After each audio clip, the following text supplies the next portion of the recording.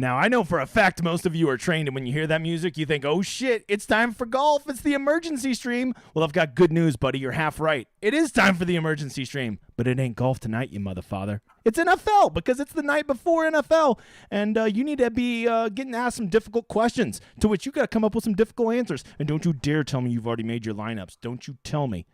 What's up, new guy? I'm the Degenerate 75. I'm a high-limit DFS player. I focus on football and golf. That's really the only two things I know, and I know them very well. And I am here to help you not suck so bad at this. We normally do this as a video, but we said, hey, you know what? Tonight, we'll do it live. We'll do it live, you motherfather. I got my BFF on here. We're going to break down the slate for you, answer your questions, give away multiple tickets. We're going to have all kinds of good time. If you don't mind, maybe go drop me a follow on Twitter. We're growing real quick over there, Degenerate 75. And, if you like the video, consider liking and subscribing. I got my man John Galt JD here. He's on the screen. I can see him. It's so weird to see somebody else on the screen. How you doing, John? Handsome as ever. Handsome as ever. That's the word coming in from the people. Handsome as ever. If you can't tell, me and John, I got this big schedule right here over my shoulder. Look at that big-ass schedule. I do a lot of effing content. So if you like the cut of my jib, you can basically get a piece of me every day. And some days you can get twice as much of me. So tonight we're doing the live stream. See the emergency stream for Saturday right there at 8 p.m.? Yeah, that's what we're doing right now. Here for you, giving away drawings, answering questions, breaking down the slate, giving you everything you need to know to help you have the best chance to be successful tomorrow at NFL. But don't forget, I also do the Hoedown for Monday night and Thursday night football, and we do the week-long preview on Tuesday. I also do golf and college football, but I won't sell you on that because we're all here for the NFL. You see this big-ass wheel right here? Yeah, we're doing a big giveaway. Millionaire Maker tickets that you get to make with me and John that I pay for. You're in for nothing. And if we win $1 million, I'll give you half of it. Half of anything we win, I will PayPal your ass. I've never PayPal'd somebody $500,000, but I gotta imagine that feels pretty cool. So all you got to do to get on that wheel right there is just simply like and retweet my shit over on Twitter. That's basically all you got to do. Or leave comments on our Monday and Thursday night videos. That's all you got to do. You get on there. We're going to be doing 2 drawings because you can't help but notice my dude Jason is sponsoring this one.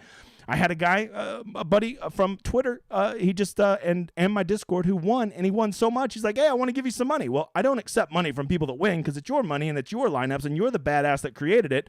But he said, all right, well, at least let me sponsor your giveaways. I said, that sounds fair. So just like Scott Buttersworth in the past and Gavin, now Jason is sponsoring this giveaway. So we'll be doing a double giveaway tonight, thanks to him sponsoring this because he's been winning so much fucking money at DFS. He gives me credit, but I give him credit. So there it is. We're going to be doing 2 of those.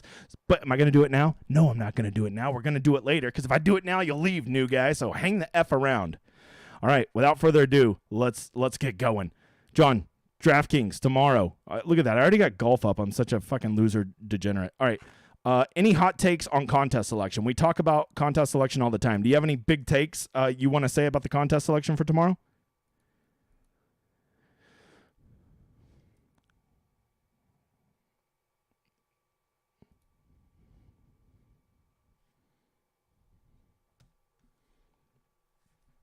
Hey, can I give you a great little technicality? My New Year's resolution that just started here in September is I'm no longer playing in GPPs where more than 25% of the prize pool goes to first place. And the Millionaire Maker tomorrow, the big $20, 26% goes to first. So I can't play. I'm disqualified. Don't you? You hate to see it, don't you? You hate to see it.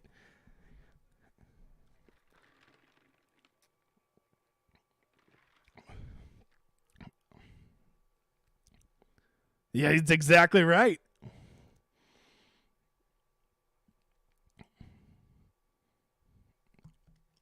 Uh-oh.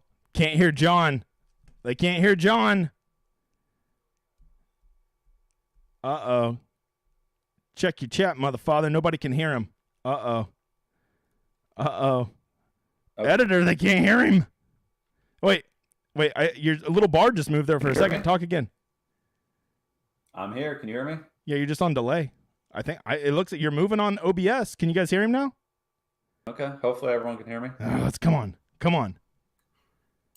So somebody in the chat tell me you can hear him.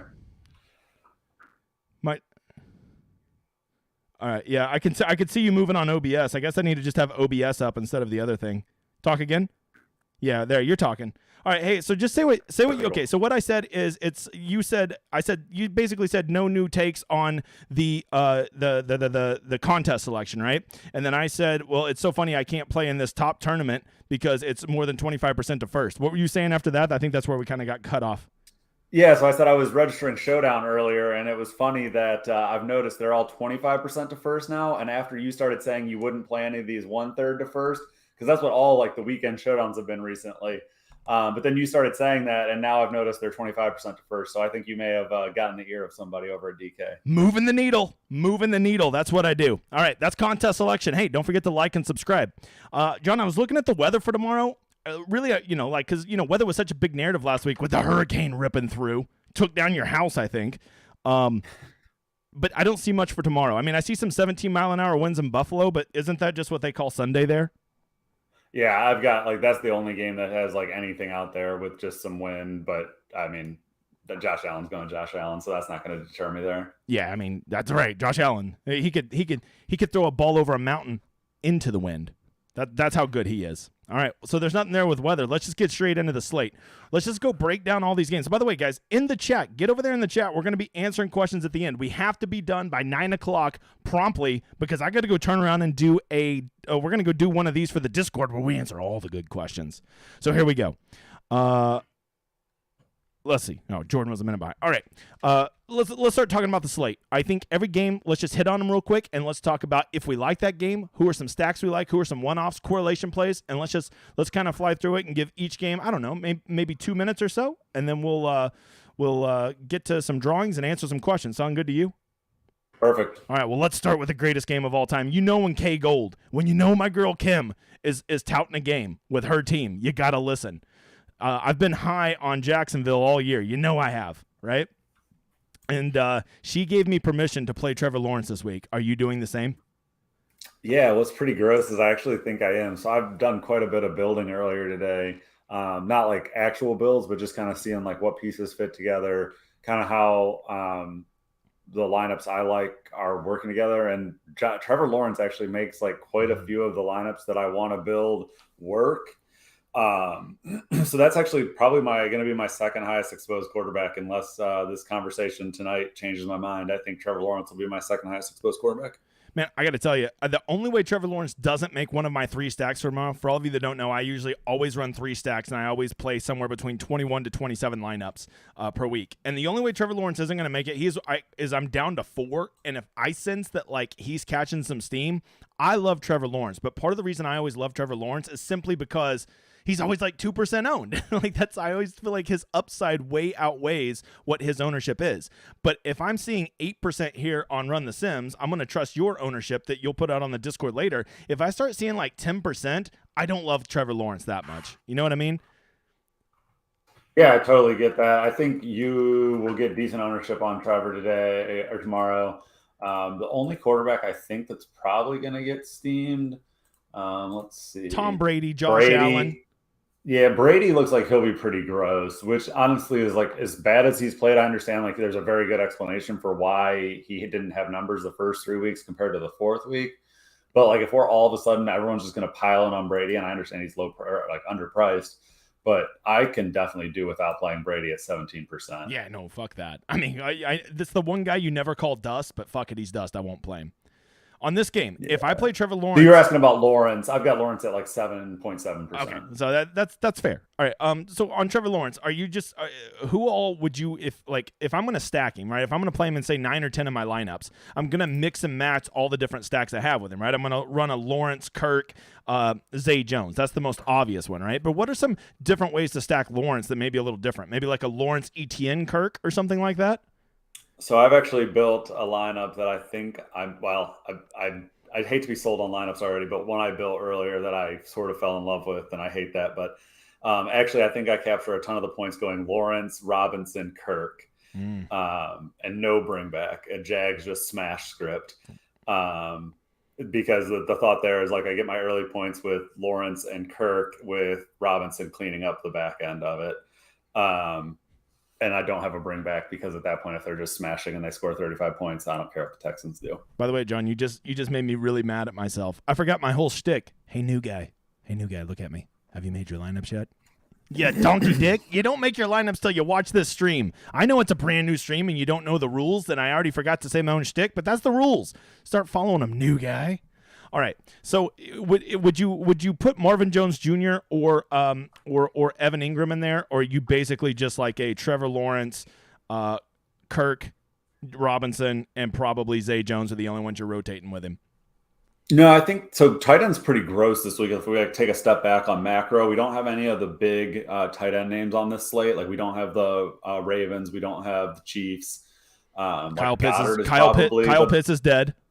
Yeah, exactly. Kyle Pitts isn't playing, so like we have like a pretty gross slate for tight end. So I think you could pretty much do almost anything at tight end. And on slates like this, where we have like fairly limited options at tight end, and they're all sort of like in my mind flat in terms of like ceiling. It looks like there'll be a couple of gross spots of ownership. But aside, like if you just X the gross ownership spots that we can talk about here in tight end, I think otherwise they're all pretty flat. And so I like the idea of pairing my quarterback with my tight end at that point. When like I don't really have like a strong lean at tight end, I may as well just pair them up. And so I like the Lawrence, Kirk, Ingram stack is pretty nice as well. What about a Lawrence with a OJ Howard run back? And it leaves you so much money to go do like a big stack from another game. Like a big correlation from another game. You could do, OJ Howard, or if you want to go a little bit more expensive, you could do like a Nico Collins for the same type of idea. Yep. But Nico Collins sucks. So what do I do about that part? I think his ceiling is pretty limited. I think I don't know that OJ Howard necessarily has a much bigger ceiling. 45-point ceiling. That's what my projections say. 45-point ceiling from OJ. He played at Alabama. They always come in higher. All right, I'm kidding, everybody. I'm kidding. All right, that's humor. Fucking relax, okay? I got the ranch water flowing. All right, here we go. We got to pick up the pace. We spent 5 minutes on the first game. All right, and this isn't a game. These next two games are not games that I want to just gloss over either, because I think that they're going to be chalk bombs. Pittsburgh, Buffalo. Buffalo's going to beat the brakes off of them. But let me just throw this at you, right? Isn't there a world where like Pittsburgh still has like a little bit of toughness in them, and they can still play some defense, and they can bog down a game, and maybe this game's just kind of boring, and they kind of keep Josh Allen contained, and maybe Josh Allen only gets like 19 points or something like that? Isn't that like a real script that could happen? Maybe. I wouldn't wager too heavily on that script. I think more than likely the Bills get their points, but it's like a question of whether his combination of salary and fairly high ownership can be paid off of. And that's where I like tend to want to get away from Josh Allen. If you told me like over under 20 points on Josh Allen, I think I smash the over like all day, every day. What do you have his ownership at? Is he coming in high? Is he? I assume he's right behind exactly. Brady, so right? He's at like exactly 16%, just under Brady. So that means a third of all the lineups tomorrow are going to either have Brady or Allen at quarterback.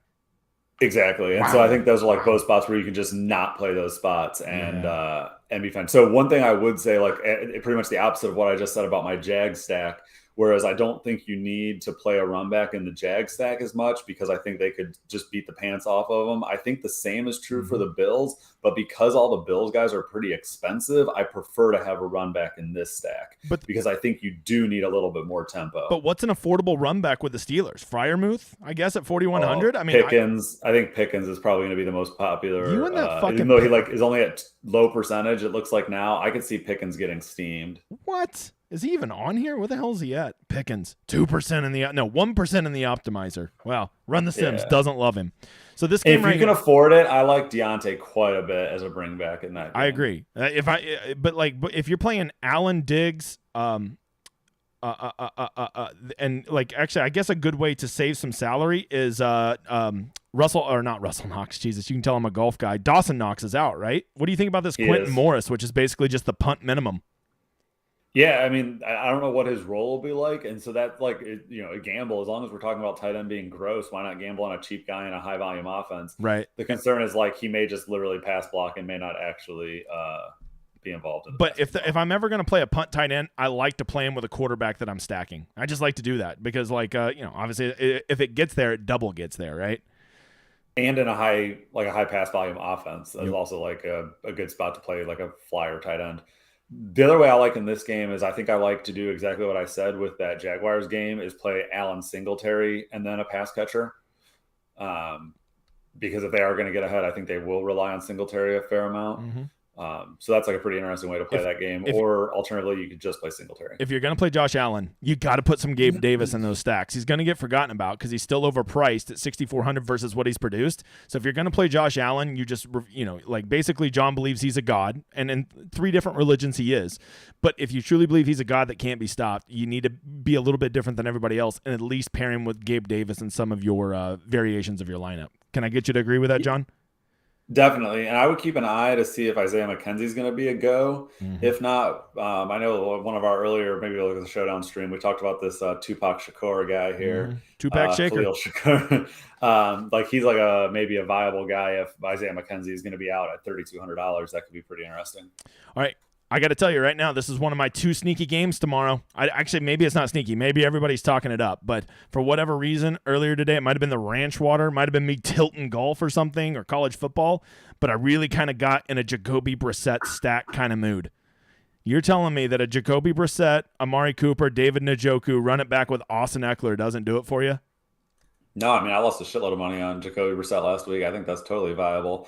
What I actually sort of like is playing Nick Chubb, even though he's expensive as hell, and then one pass catcher, just a skinny. Okay. Like, would you run it? Would you run it back with Williams? Would you run it back with Palmer, Everett? Who are you looking at? Yeah, so Williams is getting expensive. I do think Williams is like a great play, but he's 7,100. So if I was like trying to be cheaper, so Gerald Everett would be pretty interesting.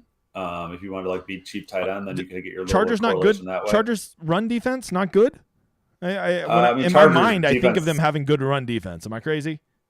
They've been injured this year and just generally haven't been as strong this year. So I'm actually not scared of playing Chubb against this defense. I don't like the Herbert side of this stack just because I think it's too expensive of a stack, and I just don't like the game to shoot out from that way. But what's funny is I could see it shooting out the other way, right? Like I like the Jacoby side of it because it's such a more affordable stack, and I think that there's a better chance that they're playing from behind in this game.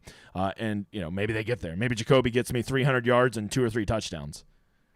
Yeah, that's why I like just the one pass catcher, right? So if the like exactly what you said, if the Browns are up ahead, then we like a pass catcher on the Chargers to get some junk time targets and junk time points. Yeah, and I am gonna watch this Josh Palmer news in the morning. Seeing this is an early game. He was a full participant, so it sounds like to me he's gonna play. Play. All right, let's just go ahead and skip the fuck right over this game. Here's my I have not this is a real fact. What are we now in week 5? I have not played one Chicago Bear so far this year. Not once have I played a Chicago Bear. And you want to know how much that's changing this week? Not at all. I'm not going to play any. I think that's probably right. The only concern I think like all the Vikings are actually in a pretty good spot. And so I think like Dalvin may actually be like finally getting a bounce back spot. Hopefully he's down to 7,300. I think I'll probably be getting to Dalvin this week. Do you have them chalky? Because Run the Sims is showing him pretty high. 14% ownership versus what he's done this year is pretty surprising.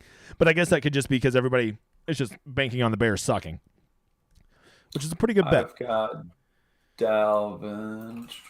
Hey, while you're looking that up, does the upside of Justin Jefferson, like at 8,900, isn't he less appealing in a game like this? Like, it just doesn't seem like he has as high of a ceiling when they're playing an inferior opponent. Is that, you think there's any like mathematical basis for that, or is that just like a perception I have?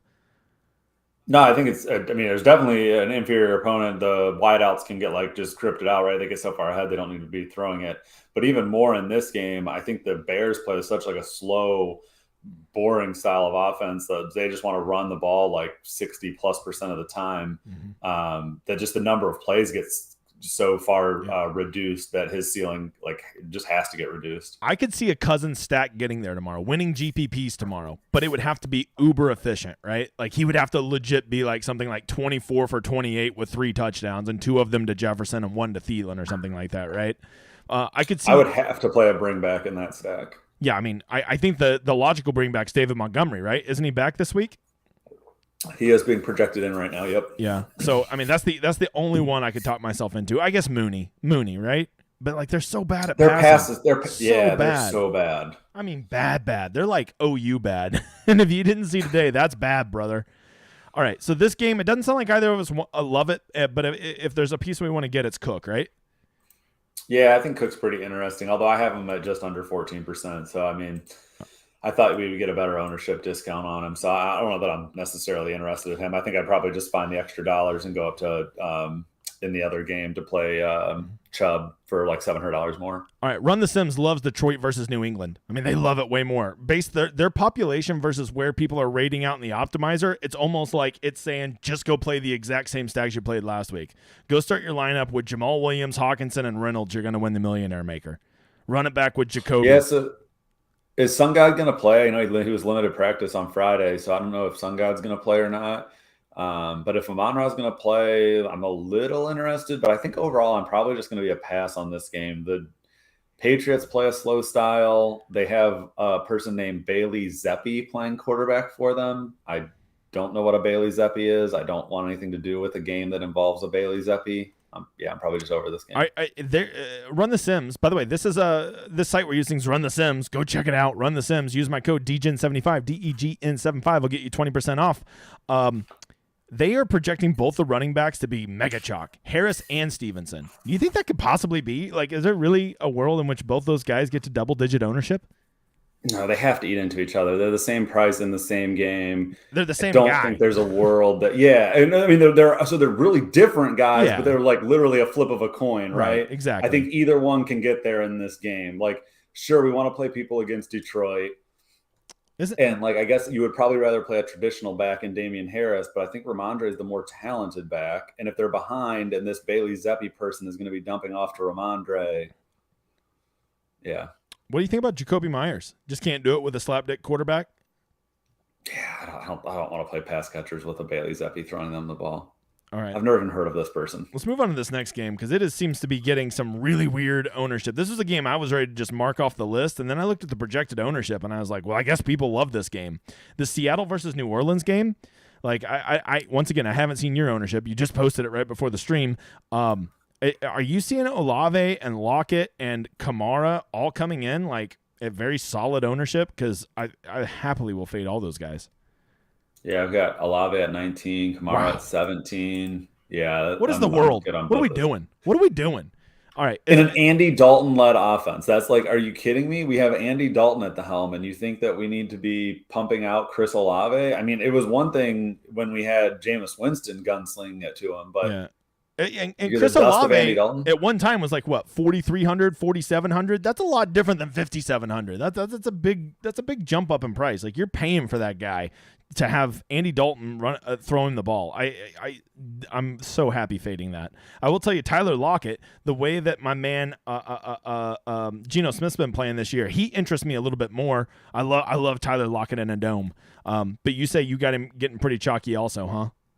19% at Lockett as well. Wow. So Rashad Penny's down here at 5% again. Like last week, what ended up happening on Penny, I think, was that he projected so well. There wasn't a lot of value. And then literally every show in the industry, I mean, fucking us included, talked about what a good play Penny was last week at 4,900. So he gets a $400 price bump, and now he's again projecting at low ownership. I'm not necessarily scared about playing into the Saints defense all that bad. I think there's like a perception that the Saints defense is better than it is. So why don't we just shit on Penny so nobody plays him and we'll just have him to ourselves? Sound good? Yeah, in my mind, I'm like, why don't I just play Rashad Penny again? No kidding. Instead of Lockett at 19%. Are you seeing Kamara with ownership? I would think that him being banged up and not sure his role, is he really going to be 15%? Is that a real thing? Like this is stunning me right now. I've got him at 17.7. What the fuck? Okay, well, then I guess I'm going to get in that game that everybody wants to play, and I'm just going to go play Penny and let everybody else go play all the donkey dick chalk around him and hope I get the right part of it. That sounds like a good plan to me. I guess I'll just pretty much lay the whole fucking lineup out at this point, but in the lineup that I think I'm probably going to run in most of the high-stakes stuff, I've got Seattle's defense with Will Disley, and that's it. Yeah, that makes sense. All right, so yeah, that game's surprisingly chalky. I have no interest in Olave at that ownership. Lockett, I did like, but not at 17 or 18%. And Kamara, his price tag is affordable, but like, are we sure that we know he's going to get the volume that he used to get? I'm not sure we know that yet. I guess if we hear that he might be back, that's one thing, but like, he didn't look so great whenever Jameis was in there, and I don't think Andy Dalton's some fucking world beater. So, that's where I'm at. I can't imagine the offense is efficient enough to I mean, it's not like we're scared of the Seattle defense, but I just can't imagine Andy Dalton's enough of keeping the offense efficient enough to give him like high value touches. All right, so here's my second sneaky game, John. As I told you, anytime I see Miami, what do I always think? Oh, sneaky shootout game. It's something in my brain that makes me do it. There's two things I always see. Trevor Lawrence. Oh, I gotta like Trevor Lawrence. And Miami could be a shootout. That's the first thing I always think. And this game, I gotta tell you, I'm kind of warm to the idea of some Teddy Bridgewater stacks.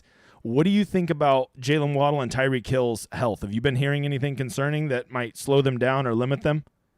Yeah, my concern with Waddle is his is I think it's a hamstring slash groin issue, and like it has continued to be on the injury report throughout the week, and so that's always concerning. Like come game time, I mean, that's not like a get shot up and go out there and play type thing. If we're relying on you to be a speedster, I need you to not have groin injuries.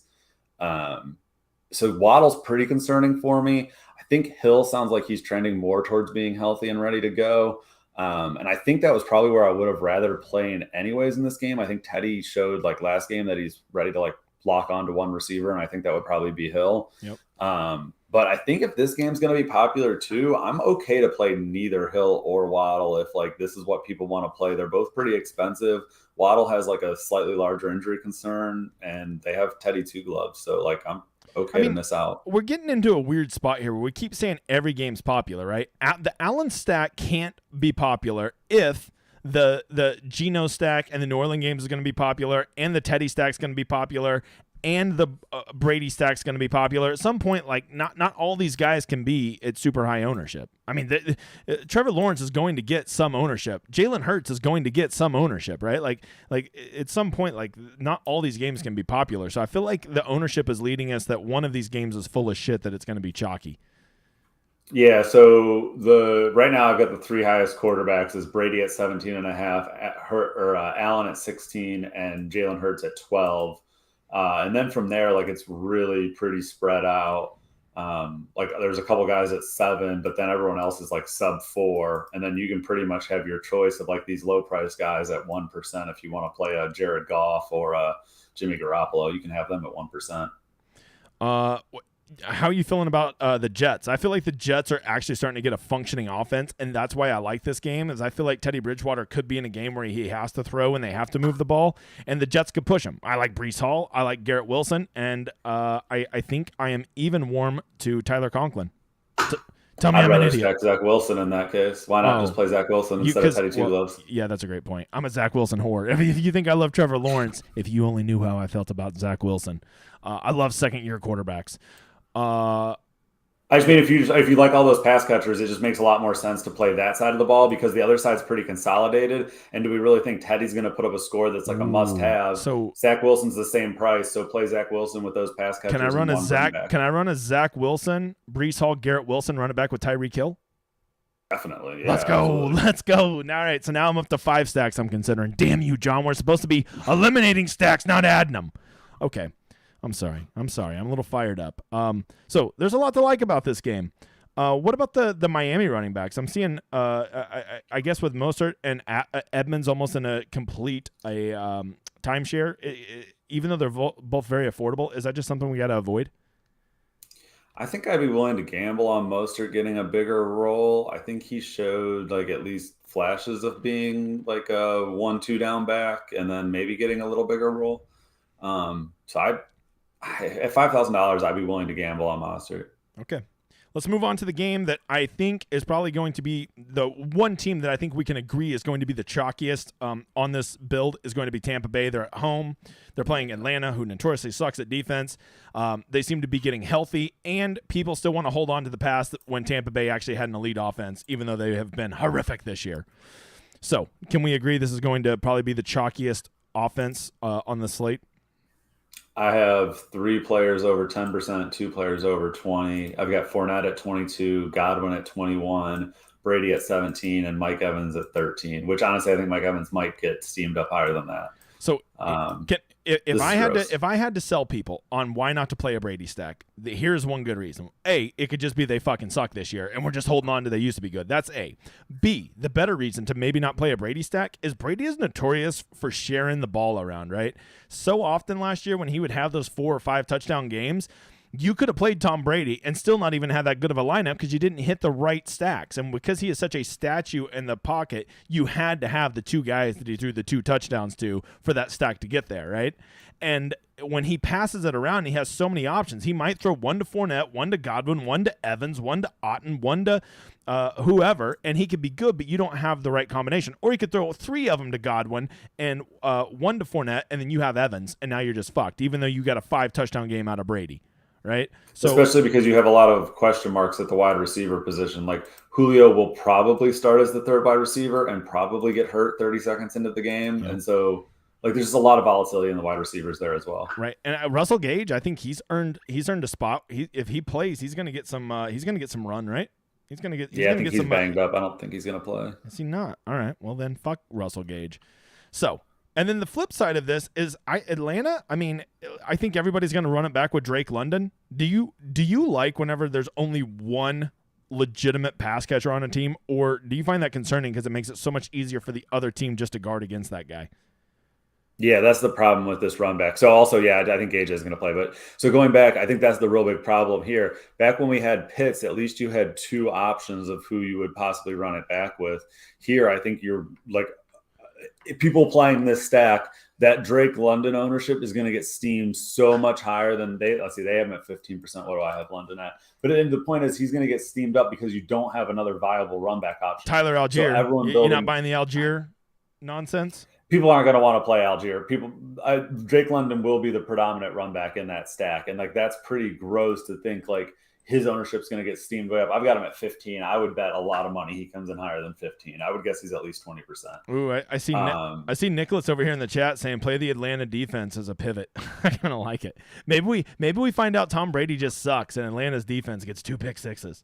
No one will see that one coming. Atlanta's defense is really bad, but I mean that is ultimate leverage, right? Yeah. So I like the cut of your jib, Nick. So that game right there, are you going to eat the Brady chalk? Long story short, yes or no? No, I don't think I'm playing Brady tomorrow. Yeah.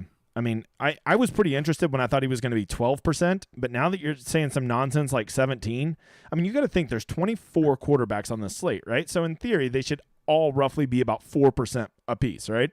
So when you're talking about Brady being 17%, that's literally getting to be like 4 times higher than the average quarterback on this slate. Is he 4 times likely to outproduce any other quarterback on this slate?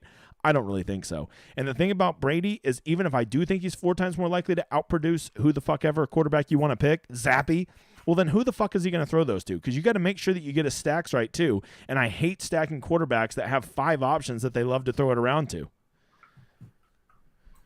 Yeah, I think that's exactly all the things to poke in Brady. And look, I mean, we can't play everyone. And if I'm looking for reasons not to play a 17% owned quarterback, like I think you just made a great case of like, there's plenty of ways he can fail. And like, you know, we've talked about on the show plenty of times, you lose a lot of weeks anyways, at least put yourself in a position to win. And I think playing Brady into 17% ownership is like cutting down your ways to win. And I'd rather like try to find another way to win. And I'm going to say one more point. Do you agree with this point? If I'm going to play Josh Allen chalk or I'm going to play Tom Brady chalk, give me the Josh Allen chalk all day long because he's shown it this season that he can get there. Whereas Tom Brady hasn't really shown shit this season, and we're just hanging on to the fact that he used to be the GOAT and maybe not anymore, and people just want to believe that still exists. Isn't that a reason to like go with one guy over the other? I think there's like a pretty logical narrative that like Brady, I mean, we sort of talked about that Brady wasn't passing early in the season because he had a pretty banged up wide receiver core. Evans was suspended. People got back last week and like the offense sort of got back to humming like normal. And so like, I think people want to buy into that so badly, but like we could just as easily have another regression game where the offense focuses heavily on the run. Like who's to say they even have to throw the ball against this Atlanta defense? Why couldn't we just like run it? We throw 1 passing touchdown and the rest of the time it's like a Leonard Fournette and Rashad White. You game. did say Fournette's going to be chalky too though, right? Because I thought, hey, I'll just go play Fournette and fuck the passing game. But you said he's going to be pretty chalky as well, right? Yeah, I think I had him at 15. Let me see what I – no, 22%. Yeah, that's exactly. 15 I'm in. 22 I'm going to have to think about it. All right, let's move on to this Tennessee-Washington game. This is my second least interesting game on the slate. The next one's actually the least interesting. I don't like any pieces of this game. I literally can't think of a single piece of this game I would want to play. Maybe – nope. I can't think of one. Go ahead. Sell me. The The Run the Sims optimizer loves Curtis Samuel, but that's like Cordero Patterson. It just always fucking loves those two guys. So I've got the big dog right at 10%. That's sort of my number for him. If he's less than 10, I like to play the big dog. Right at 10, it's hard. His salary is 8,000, so it's like sort of on that cusp of getting to be a little expensive for a running back. Yep. But he has been more involved in the pass game this season. I think that's probably a function of like who the fuck else is catching the ball there. But if he's going to get an increased opportunity to get 4 or 5 or 6 targets a game on top of like having the opportunity to just be the big dog and eat, I'm sort of interested in Derrick Henry against this like pretty shitty Commanders team. All right, I did just think of one. What about Robert Woods, Bobby Trees? Now that we got Burks officially out. Yeah, I think he's like shown he has like the slight chance to be an alpha in this thing. I think I would want a bring back in both the big dog and Bobby Trees stacks. And so there, I think like you're talking about Samuel or like God, I'll keep spending $6,000 on Terry McLaurin, just shooting that money into the fucking wind. I like McLaurin in more shootout games. I don't think there's any way this game shoots out. All right, let's talk about the only game in my opinion that's grosser than that one. This 49ers game. Man, your Panthers fucking suck, dude. They're so bad. 16.5 implied team total. I'm not even going to this game. We gave them to our babysitter, so it's like, hey, we got you a gift, but really it wasn't a gift. It's just like we don't want to fucking go, so we're giving them away. Well, we actually asked her early in the season because we have a Thursday night game coming up, so we bartered. We said, hey, we'll give you these tickets if you do a full day plus night of babysitting for the Thursday night game, so that we can go out to dinner and drink and all that good stuff.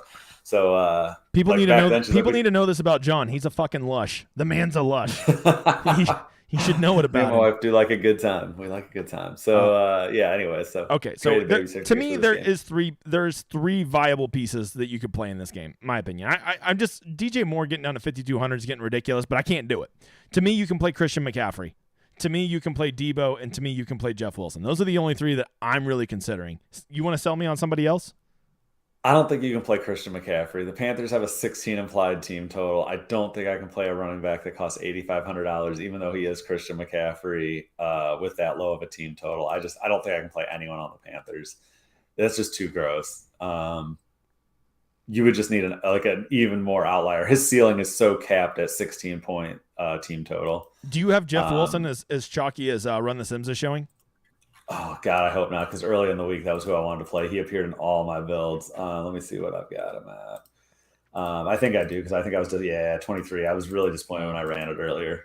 All right, let's move on to a game that you're going to just have to tell me, why would I not run a Jalen Hurts stack? Let me give you all the reasons you should run a Jalen Hurts stack.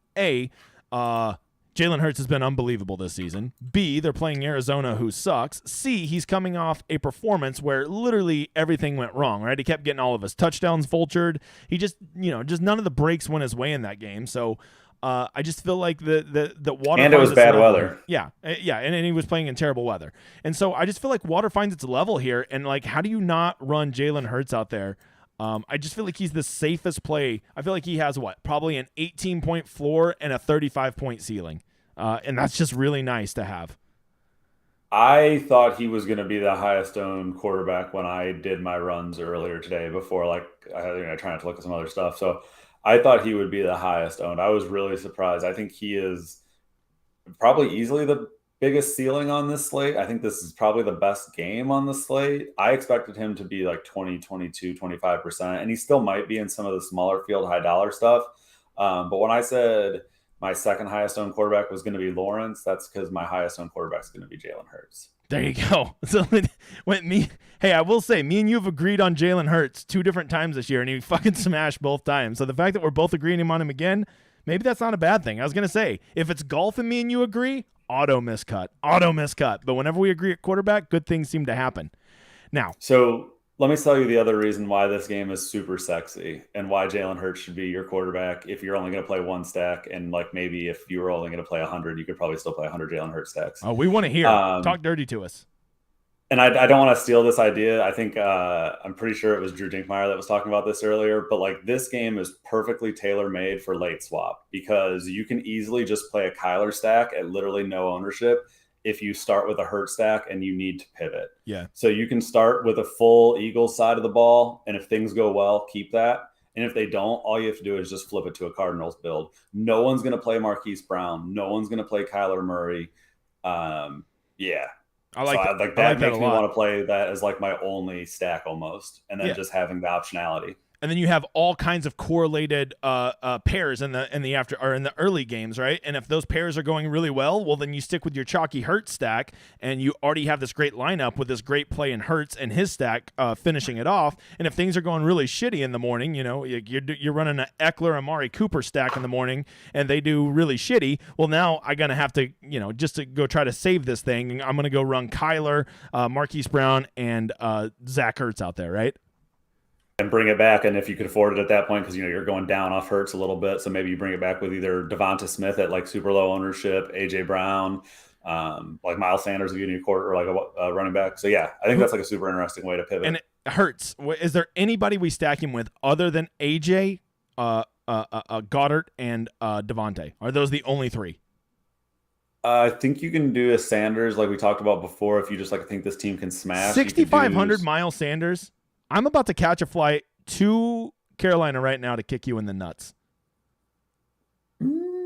65. So Miles Sanders. Miles Sanders got 3 touchdowns this season, my man. Oh my god! Thought we were having an adult conversation here.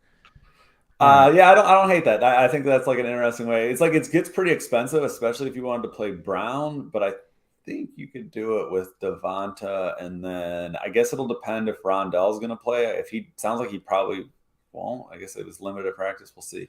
But that means like Dortch could step back into that role, even though he's more expensive than Rondell for some unknown reason. Who's your favorite run backs? Is it Rondell and Connors and Ertz? Or Connor. If you can afford it, I think Brown is like by far the best run back. He's not going to be owned. They have him at 7% on here. I think I had him at like 3. Let me see. Yeah, he will not be 7% at 7,200. Get the fuck out of here. Get the fuck out of here. Not a chance. Yeah, I've got him at 5, and I think that's probably optimistic. So I think if you can afford it, Brown is like the ceiling versus the ownership is just insane there. All right, let's talk about the last game. It is the Cowboys versus the Rams. I actually heard some people talking this one up. I guess it's just like Team White Boy that everybody loves. Cooper Kupp, Tyler Higbee seem to be getting some love. Even Dalton Schultz getting a little bit. What do you think about this? Yeah, so when we talked about the tight end chalk earlier, Higbee was like the guy that came to my mind. It says 17 on here. I think I had him at 18 when I ran it. I don't have any interest in playing Tyler Higbee into 17% ownership. That's disgusting. But they run screens designed for him, though. Oh, I'm sorry. I lied. I have him at 26%. But they run screens for him. You got to play him at 26%. Big no for me, dog. I think I'd rather just spend $9,600 and play Cooper Kupp. Look, you can play Tyler Higbee, but I think if you're playing Tyler Higbee, it should only be if you're stacking him with Stafford or you're correlating it directly with some Cowboy that you really like, specifically a lower-owned Cowboy. I think you would have to do a lower-owned Cowboy. I think you could do Zeke if Pollard's going to be banged up at 2%. You could do Zeke. I'm very That's interested. Pretty interesting. What if Pollard's going to be banged up? What are the chances he misses? I mean, if he didn't practice Friday, that's usually a telltale sign they're not going to play Sunday when they don't practice on Fridays, right?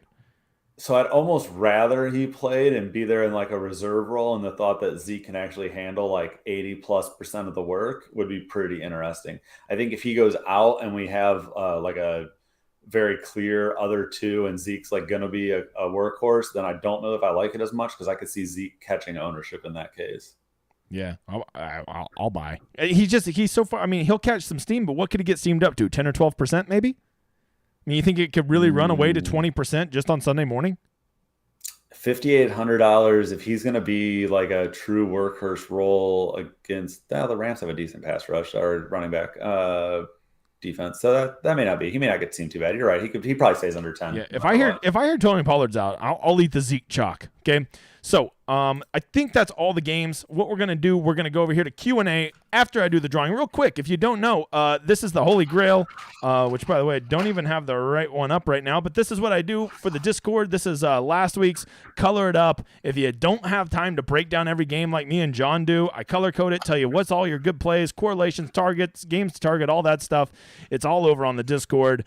Come check it out. It's right here through the Patreon. We're getting like so many people over there. It's mind-blowing. Come check it out. It's a great community, I'll tell you. Don't forget tomorrow at noon, you motherfather. We'll be sitting here sweating lineups together. Come join me. I'll be drinking ranch water, talking shit, watching the games, cursing every time Jamal Williams busts another 65-yard touchdown run. That's what we do. Let's do some Millionaire Maker tickets. Here we go. This one's being sponsored by my dude Jason. Thank you, Jason. Millie Maker ticket 2. Hey, I know that guy. Barafin CA. That's it. You just want a Millionaire Maker ticket. Let's go hit another one.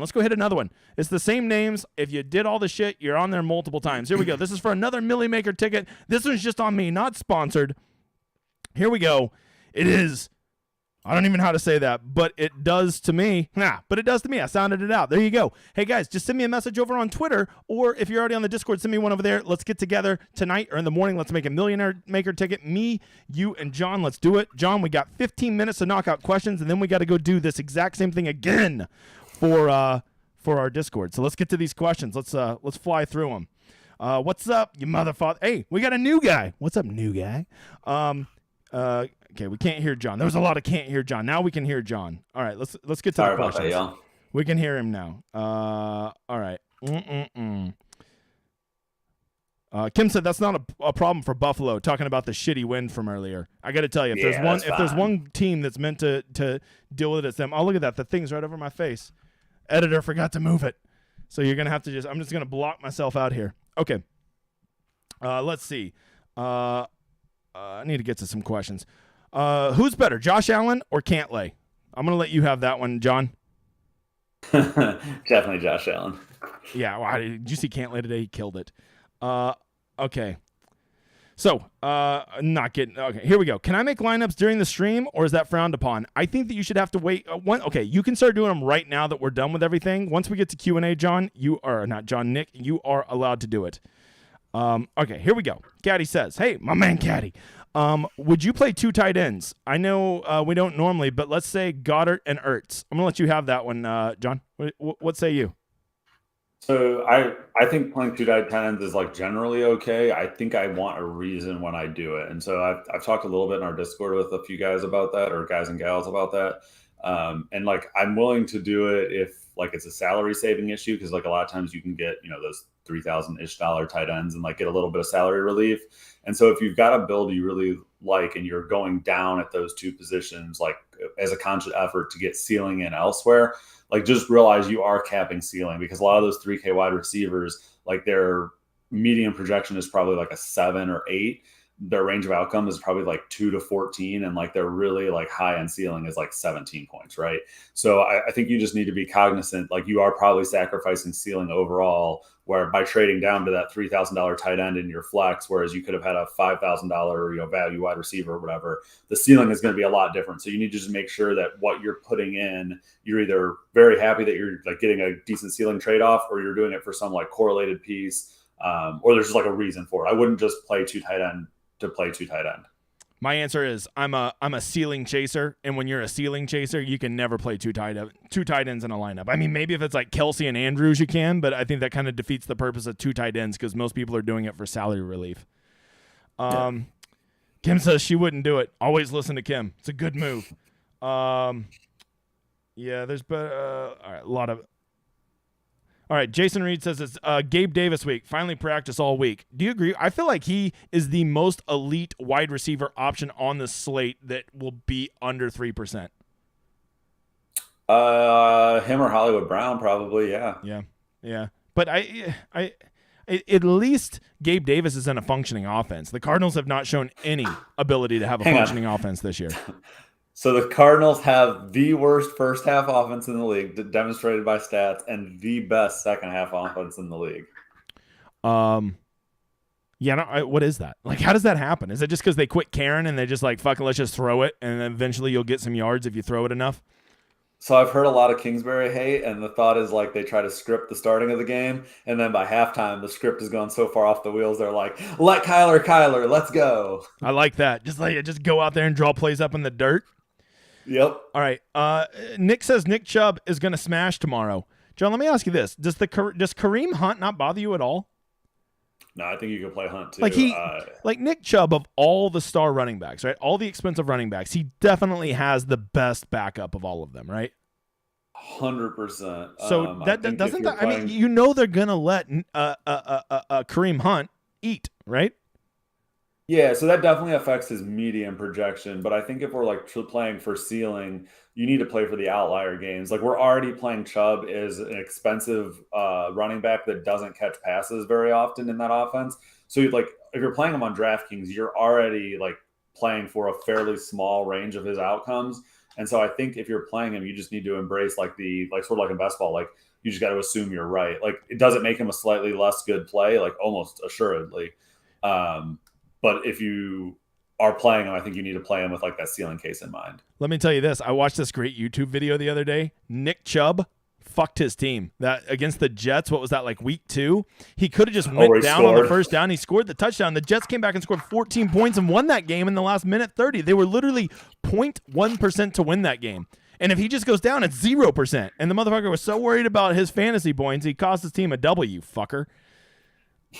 All right. I'm not sure that's exactly how that went down. Play-by-play is how it went down. Because I faded him that I'm not sure he was like, hey, let me get those fantasy points. That's exactly what he thought. He worried about giving all the people that played him a Chubb. Okay. David said, how about a golf stack? I like. David, I got to tell you, after what the Lions did last week, and with, especially if Amon-Ra is out again and Swift is out again, I think that might be a tricky go back to. They showed that they can still be an effective offense without those guys, and their usage was very concentrated on 3 guys. So, I don't hate it, Bob. I don't hate it. Yeah, I think the New England defense is like a significantly better defense than Seattle, or maybe that's like a hangover preconception from past years, but that's like the Brady bullshit. True. That's like the Brady bullshit. Right? So have you seen that? Whoever does the Agger or whatever her name is, she does the recaps each week. Yeah. But her one where they're talking about, she said that he doesn't know that it's not Mac Jones playing quarterback, and he said, but he calls them all Tom anyways. Yeah, no, that shit made me die. Yeah, like it's like she said one about like Nick Chubb, like next question said pass, and she's like, yeah, exactly, because like she said, how about you throw at the goal line? What are you, Pete Carroll? Yeah, it's she's funny. She's really funny. She's hilarious. All right, let's see other questions. You better get those questions in, you motherfathers. Nick says Atlanta defense pivot. Bucs O-line sucks. Do you think that might be the reason why the Bucs aren't that good this year? Is their O-line just garbage? I mean, it would certainly explain why Brady hasn't been as strong. I mean, if you're talking about an aging quarterback that like needs to rely on talented wide receivers to bolster him, you definitely need an offensive line to keep him a little bit of time back there. So that's like a pretty viable explanation. I actually haven't seen any O-line stats that looked egregious for him, but I'm gonna put it on my note card here to look at Bucs O-line stats. Here we go. Nick said Bucs offensive line sucks. That's he just wrote that note down. All right. I'm loving the Miami. Hey, my dude, relax with TBJ is back. All right. Hey, I don't disagree with you, brother. The more we've talked about the chalk games this week, I feel pretty comfortable. I think I got my 2 pivot games I'm going to hit, and then I think I know which chalk game I'm going to play. I'm going to play 1 chalk game and 2 pivot games as my main stacks, and then I'll probably just go get little pieces of those chalk games. That's what I'm going to do.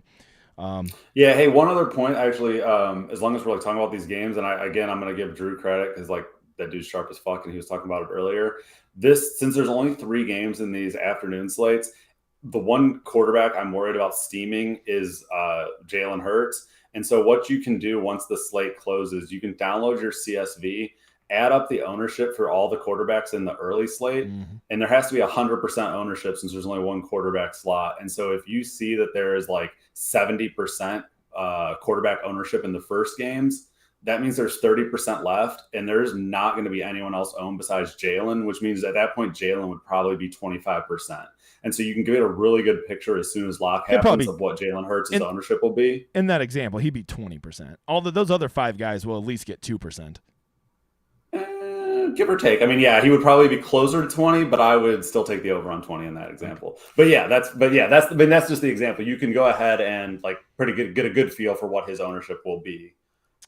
As soon as slate's lock. All right, Billy, my man Billy, we're going golfing in December if John quits being a wiener and gets his wife to let him go.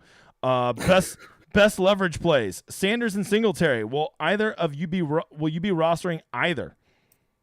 I think Singletary's a really sharp play. I think his ownership may. Miles Sanders at 6,500. I'd rather take 3 swift kicks to the nuts than to play Miles Sanders. Because, I mean, even if he does, I couldn't believe he got 2 touchdowns last week. Because normally he gets his 1, and the Eagles are like, well, fuck him. We're going Gainwell and Scott the rest of the game. So I do like Singletary better than Sanders. Absolutely, I do. Give me the Singletary. Could be a great way to get off of that Josh Allen stack. Just go play Singletary and hope that gets there. And he's less likely to get benched as quickly. Like if they're up 3 touchdowns, I can see Allen being taken off a lot sooner than Singletary. Although maybe they want to see what James Cook looks like, so that may not be as. Hey, we forgot to mention this earlier, but Brant said we were talking about not wanting to play any Redskins. He said, "What about Art Monk?" You gotta tell me what an Art Monk is. You don't know what Art Monk? Are you that young? You don't know Art Monk, I think he's a Hall of Fame receiver from the Redskins.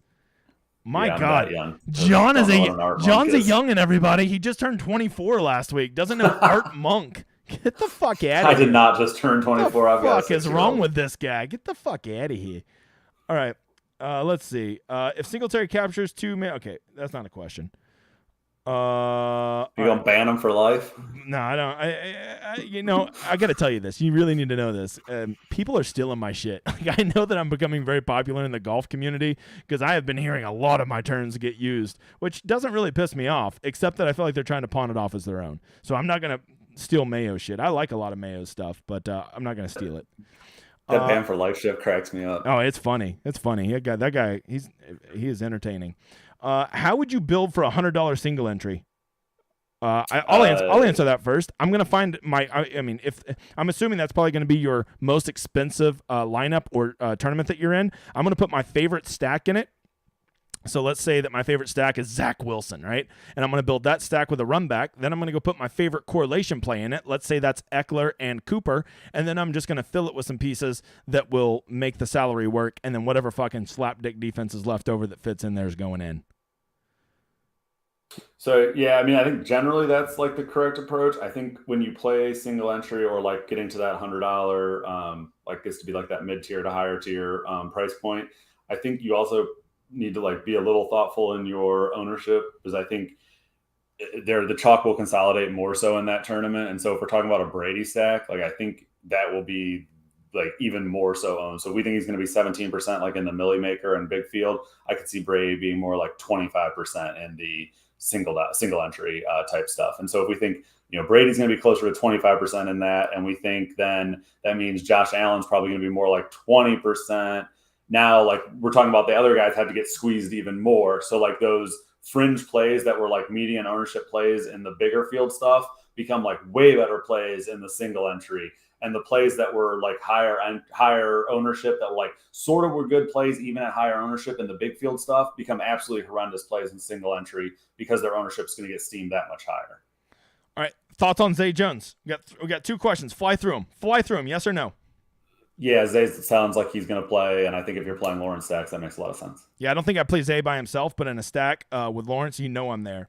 Nuggets, man of the people. Is Dalton no stack worth a shot in a millie? Well, in the Millie Maker, when you're talking that number of lineups, okay, now I can warm up to a Dalton stack because there is a world in 1 in 100 that he goes off and he hits Olave and Kamara or what the fuck ever, and I would run it back with Lockett or Metcalf. I wouldn't do it in anything that didn't have 100,000 entrants in it. That's just me, though. I think that's probably right. Even if I were to max the millie, I wouldn't be getting Dandy Dalton. Yeah, but that's just me. Yeah, we also we just like money, so there's that. I can change my name to Mother Father on DraftKings or FanDuel. If they'll let you do it, Terry, I think that'd be pretty cool. Just make sure you fly my Showdown Hoedown symbol, okay? Thoughts on Hunt and Mike Williams mini stack? Yeah, I think that's totally viable. I think if you don't want to pay up for Chubb, I think it's like the same type of gamble that you're making with Hunt, but like a slightly lower probability of occurring. Like you just need a ceiling outcome, and like both those guys have truly elite ceilings. And so like I don't mind gambling on the guy. Like his ceiling occurs like slightly less often, but like it's still a very good ceiling. So he may be only a 24-year-old graduate student that doesn't know Art Monk, but he did just make it through his very first stream. So John Galt, thank you for being here. Thank you for doing this. I think we're gonna start doing this every Saturday. You know it's not on me. I'm a content whore. It'll be if that guy wants to be there. You know, he's got to go party on Saturday nights because he's in a frat. So, make sure to like and retweet the Monday night and Thursday night show. Leave comments when I tell you to. You'll get more names in the wheel. I got more. We're going to do another double drawing every week for a while because Jason gave me plenty of money to sponsor the fucking giveaway. So make sure to reach out to us. Thank you for being here. Be here tomorrow at noon, Lord's time zone, as we do the Sunday sweat and we cheer our lineups. 2 out of 4 times it's worked really well for me. I think I got to go, guys, because I got to get over to my Discord and answer the real good questions for them and give them all my sneaky plays. It's been real, you motherfathers. I hope that you've enjoyed this show, and I hope that you enjoy my outro.